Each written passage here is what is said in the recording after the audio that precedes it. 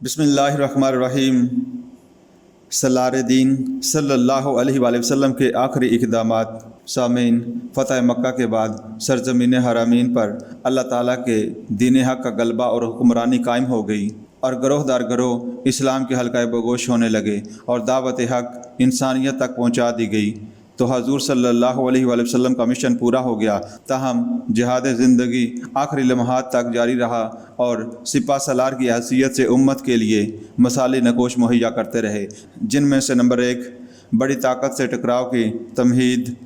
جزیرہ نماء عرب میں اسلام کی حکمرانی قائم ہونے کے بعد اسلام کی عالمگیر اشاعت کے لیے راستہ ہموار تھا۔ ایک صحرا نشین منتشر قوم اسلام کی روشنی سے منور ہو کر وحدت میں ڈھل چکی تھی۔ وہ مختصر تھی مگر پرعزم بھی تھی۔ پھر روم و ایران پر غلبے کی بشارت بھی مل چکی تھی، اس لیے مٹھی بھر مومنوں کو جب رومیوں نے للکارا تو سپہ سالار دین صلی اللہ علیہ وآلہ وسلم نے رومی سلطنت کا رعب ختم کرنے کے لیے تبوک کی جانب پیش قدمی کا حکم دیا۔ اس سے ایک تو رومیوں اور ان کے اتحادی شامیوں کا رعب اور ہیبت ختم ہو گئی، اور دوسرے آئندہ فتوحات کے لیے ایک تمہید بھی بن گئی۔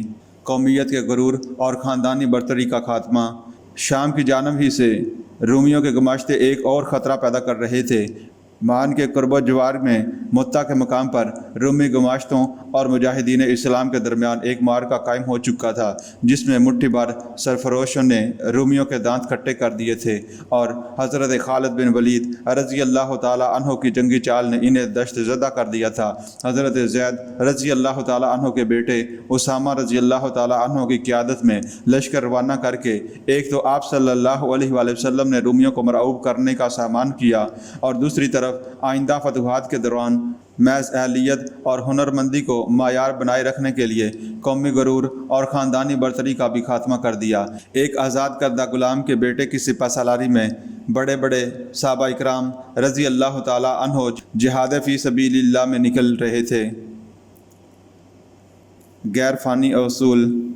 حضور صلی اللہ علیہ وآلہ وسلم نے بحیثیت سپہ سالار جہاد فی سبیل اللہ کے لیے ایک الہی عمل دیا اور کچھ اصول متعین فرما دیے جو آئندہ فتوحات میں مسلمانوں کے لیے مشعل راہ بن رہے۔